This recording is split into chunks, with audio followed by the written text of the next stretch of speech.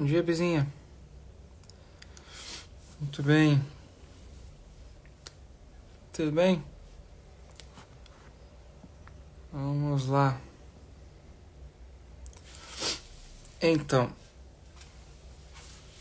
muito bem. Vamos para o nosso segundo dia de lives. Temos ainda 88 pela frente. Jesus. Muito bem, então, vamos lá. Eu tô bem, Bi, graças a Deus. Tô muito bem. Muito obrigado. Eu dei um jeito de me fechar aqui na sala. Fechei a porta do quarto da Tereza. Fechei a porta do meu quarto também, para poder a Rosa dormir no bercinho dela lá também tranquilo, para ninguém acordar, porque essas meninas têm mania de acordar bem cedo, ainda mais tem algum barulhinho, né? Então, de manhã aqui é tudo tem que ser bem silencioso. Bom dia, Kelly. Tudo bem? Muito bem. Vamos lá, então. Eu vou começando já, como eu disse, para não me demorar muito. A ideia é que as lives sejam curtas, né? Então vamos lá. Então, como nós vimos ontem, a ideia é a seguinte: São João Paulo II ele olha então para a realidade à sua volta e ele nota, muito bom dia, e ele nota que há uma má compreensão a respeito da pessoa. Então há necessidade de uma antropologia adequada, né? Então, para citar um outro exemplo aqui, né? Então, acho que hoje eu separei para ver mais este em específico, porque este de fato marca de uma maneira assim singular o surgimento da teologia do corpo. De fato, nós vemos como uma espécie de moção do Espírito Santo, por assim dizer, né? Algo que o Espírito mesmo suscitou no coração de um homem em um determinado momento, em que estava se preparando o caminho para o surgimento de uma outra realidade tão complicada, né? Assim, tão complicada quanto esta é boa, né? Então, você veja, né? São João Paulo II, ele desde, como eu disse algo ontem, né? Assim, enquanto Carol Wojtyła, ainda padre, jovem padre, bispo, ele se dedicou assim de uma maneira absurda aos casais, à atividade pastoral. Então celebrou, como eu disse, né, em 28 meses, assim, no intervalo de 28 meses, 160 casamentos. Imagina, né? Além disso, ele, depois de ter sido nomeado bispo, ele iniciou um programa de formação para jovens casais em sua diocese, né, ali na Cracóvia, em Cracóvia.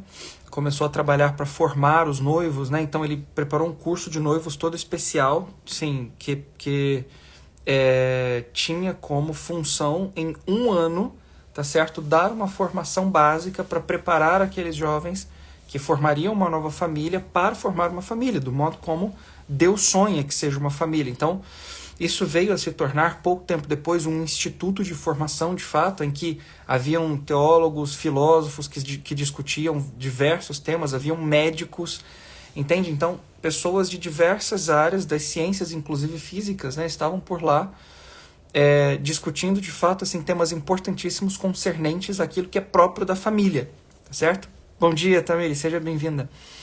Discutindo aquilo que é próprio da família. De fato, tudo isso foi proporcionado porque né, surgiu no coração desse homem, assim, e ele está fazendo aquilo, né? Então, ele mesmo, né, acompanhava muitos jovens, saía para poder escalar montanhas e etc, né? São coisas assim interessantíssimas a respeito da vida dele, mas deixamos as curiosidades para um outro momento. O fato é que São João Paulo II, de fato, assim, tem no seu coração um amor muito grande pela juventude, pela família, e ele trabalha em prol da juventude e da família, né? Da formação dos jovens, da boa formação dos jovens e, sobretudo, boa formação das famílias, para fazer com que boas famílias, famílias santas, surjam ali no seio da igreja, né? Porque ele sabia, ele tinha plena convicção e certeza absoluta de que, de fato, né, ferir a família significa ferir, de algum modo, né, toda a igreja, nesse sentido, entende? E, em certo aspecto, ferir toda a humanidade também. Então, havia que se formar, né? Havia necessariamente que se formar a família, né? Para que ela fosse bem preparada para aquilo que ela deveria viver né, aqui no mundo. E ser, de fato, por assim dizer, né, isso é um termo meu, eu acho, nunca li em outro lugar, né, para que as famílias fossem como que a cara da igreja no mundo, né? Pois bem, então, o que acontece? Veja, ao mesmo tempo em que tudo isso surge no coração desse homem, né, e ele apaixonadamente cuida de todas essas realidades, né, que o Senhor suscita no seu coração, há ainda uma outra coisa que surge no mundo que de fato é absolutamente gravíssima, né? Vocês devem saber, se tem algum conhecimento de história, se já leram alguma coisa, se já ouviram falar, nesse sentido, na década de 60, mais especificamente em 68, houve, tá certo, um movimento chamado Revolução Sexual, ok? Ao mesmo tempo em que acontece a Revolução Sexual, um homem, né, nos Estados Unidos, ele se levanta como um expoente representativo do movimento de revolução sexual, tá certo? Vejam, quando a gente pensa na revolução sexual, quando a gente escuta falar sobre este tema, geralmente a gente pensa no movimento hippie, e está certo, é por aí mesmo que vai, tá certo? Mas este figurão aqui, sobre o qual eu quero comentar nesse momento, não é, de fato, alguém que possui certa relevância no meio do movimento hippie. Ao contrário, não tem nada a ver com o movimento hippie, tá certo? Então, sei lá também, né? Não estudei uma biografia do sujeito. Mas o fato é que, vejam, ao mesmo tempo em que São João Paulo II percebe que há uma riqueza singular no ser humano e que o seu corpo que o corpo humano tem a capacidade de ser uma expressão dessa riqueza singular do homem, este homem em específico, tá certo? Na década de 60, também nota que há algo no corpo humano, tá certo? Que de alguma forma, né? Tá certo? Faz com que nós nos movamos para um determinado lado e hajamos de um determinado modo. E o que ele nota, né, a respeito do corpo humano é justamente a dimensão da sexualidade, mas sob um aspecto deturpado, evidentemente. Porque esse sujeito, ele agora me foge o nome dele, né? Depois eu posso até dizer para vocês. Esse sujeito é o fundador de uma das empresas que, ao longo dos últimos anos, se tornou uma espécie de indústria, tá certo? Da sexualidade desregrada, de fato, né? E uma representação, uma imagem, de fato, virou uma marca, né?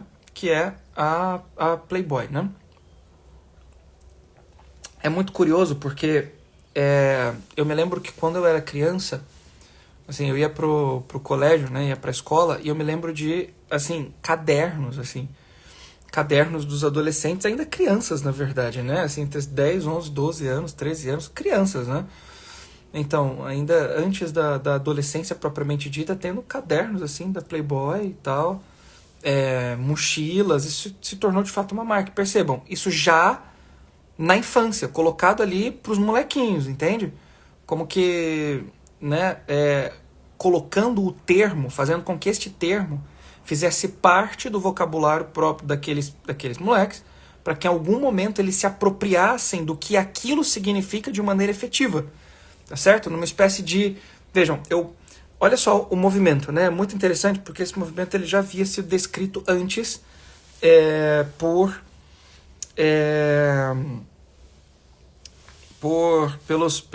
pela segunda onda dos marxistas, né? No século passado, que é o seguinte: a ideia de, em primeiro lugar, povoar o imaginário, fazendo com que a cultura esteja recheada, tá certo, do conteúdo revolucionário, para que em seguida o movimento revolucionário aconteça de uma maneira natural, porque as pessoas já têm isso dentro delas, tá certo? Isso de fato já advém também dentro desta mesma ideia de ferir a sexualidade humana, né? Então, as crianças já tinham ali as marcas próprias, né, objetos dessa marca, que foi tornada uma marca de fato, né? De tal modo que isso fizesse parte do vocabulário delas, fizesse parte do imaginário delas, para que em um determinado momento fizesse parte da vida delas, né? fizesse parte da vida delas. Percebam só, ao mesmo tempo em que São João Paulo II nota que há uma grandiosidade na pessoa, portanto, repito, este sujeito nota que há de fato uma grandiosidade nesse tema, mas ele leva para um lado absolutamente ruim, que é o lado da objetificação. Então, ele reúne de fato mulheres e ele faz com que estas sejam reduzidas, né, tenham a sua humanidade reduzida, esvaziada de significado profundamente humano, tá certo? De uma profundidade humana, e tenha uma caracterização pura e simplesmente de objeto, tá certo? De algum material utilizado para alcançar um determinado fim próprio, né, e estabelecido pelo indivíduo, tá certo? Que quer utilizar de uma determinada forma. Então, eu quero que vocês notem aqui comigo, façam um exercício aqui comigo agora, tá? Vem que me acompanhem nisso aqui. Vejam bem, quando nós olhamos, tá certo? Quando nós olhamos para isto aqui que eu tenho em mãos, né? Quando nós olhamos para isso aqui, que é um copo de vidro, tá certo? Que contém dentro da água, né? Que contém água dentro. Que contém dentro dele água. Quando nós olhamos para esse negócio aqui, nós imediatamente somos remetidos à sua finalidade, tá certo? Sim ou não? Então, me acompanha aqui, tá certo? Eu sei que tá cedo, fazendo vocês pensar, né? Mas me acompanhem, respondam aí se estão de acordo, né? Nós imediatamente somos remetidos à sua finalidade, tá certo? Nós captamos, assim, as suas, eu vou utilizar um termo técnico, as suas potências, ou seja, aquilo que são as suas limitações próprias e capacidades próprias, né? Ou seja, ele pode fazer certas coisas e outras não. Nós imediatamente intuímos isso no momento em que entramos em contato com esse negócio. A gente olha para isso e vê, olha, né? É de vidro, é um objeto que é cilíndrico, né? Assim, tem uma abertura em cima e pode conter líquido dentro, né? Certo? Para eu poder verter esse líquido para dentro da minha goela abaixo, tá certo? E saciar a minha sede, né? Ou seja, tá aqui um copo, no qual eu posso botar água dentro para eu beber. Ou seja, eu olho para ele e percebo que ele tem uma certa finalidade específica, algo que lhe é próprio. E essa finalidade específica que ele possui, nós podemos chamar de um bem próprio deste objeto. Ou seja, à medida em que eu pego isso aqui, esse copo, e utilizo ele, bebo ele da maneira como ele foi feito para ser utilizado, tá certo? Isso é um bem para ele, né? Isso é um bem, isso é a sua realização. Ele foi feito para isso, e portanto ele está plenamente, perfeitamente realizado à medida em que eu uso ele para fazer isso aí para o qual ele foi feito. Tudo bem? Estão de acordo comigo? Então, à medida que eu pego ele e uso desse copo para fazer aquilo para o qual ele foi feito, ele está sendo realizado ali naquilo que ele foi feito para fazer, né? Ao mesmo tempo em que, prestem atenção, eu não cometo um pecado se eu, por exemplo, pego este copo, coloco água até a metade, né? E, de repente, à medida em que eu chego em casa com um buquê de flores para minha esposa, por exemplo, né? Um buquê não, uma única rosa, botar um buquê dentro do copo não dá, né? Mas chego em casa com uma rosa para minha esposa e coloco ela dentro desse copo com água e deixo ali em cima da mesa para que a rosa, enfim, né? Tenha ali uma aguinha para ela permanecer viva por alguns dias. Eu não cometi um pecado. Estão de acordo comigo, sim ou não? Porque qual é a finalidade desse objeto? Conter líquido dentro. Não é isso? Então, existe uma certa correspondência com a sua finalidade. Eu só não estou vertendo esse líquido para dentro da boca. Mas eu estou utilizando ele para manter ali uma plantinha. Então, não tem nada de mal nisso. Muito pelo contrário, na verdade é até um bem. Serve até para ornar ali a mesa. Porque é um copo até que bonitinho esse, né? Então vejam bem, né? Essa realidade dos objetos que fazem com que eles sejam, por assim dizer, versáteis, de acordo com a utilidade para a qual eu atribuo a eles, né, à medida em que eu os tomo em minhas mãos, tá certo? É muito natural. Muito natural. Porque é um objeto, certo? É um simples objeto. Se este copo que eu tenho em mãos, como aconteceu com outros aqui em casa, né? Outros copos desses aqui. Uma pena, porque esse copo aqui é bonzão. Eu tenho ali minhas mãos, tá certo? Tô bebendo água. Ele escorrega na minha mão e pá, cai no chão, explode aqui, quebra tudo, acabou com a raça do copo, né? Então, acabou o copo. Bom, eu olho para essa realidade de um modo, assim, bastante natural, né? Ah, que pena, quebrou o copo, puxa vida, mais um se foi. Pega a vassoura, recolho os cacos, boto dentro de algum lugar que não vai, né? Me preocupo até com não ferir lá o pobre do coletor do lixo, né? Então, guarda ali de algum modo, empacota e lixo. Sinto muito, vai embora, meu filho, né? Por quê? Porque um objeto, ele é necessariamente descartável. Tudo aquilo que serve a uma finalidade específica como útil é necessariamente descartável. À medida em que cumpriu com a sua utilidade, depois de ter cumprido com ela, a gente descarta. Tá certo? Acabou. Entende? Então, ele já me serviu para alguma coisa. E depois de me ter servido para alguma coisa, eu jogo ele fora. Vejam só. Vejam só. Essa mentalidade, tá certo? Objetificante aqui, né? Que toma os objetos desse modo, né? Fazendo com que a natureza deles sirva ao que eles foram feitos para servir mesmo, que é o quê? Ser úteis para uma determinada coisa e depois de serem úteis, eles são descartados. Isso foi colocado no ser humano. Foi atribuído à pessoa, entende? No momento em que você toma uma pessoa por objeto de prazer, você faz com que ela seja reduzida a algo como um copo, ok? A algo descartável necessariamente.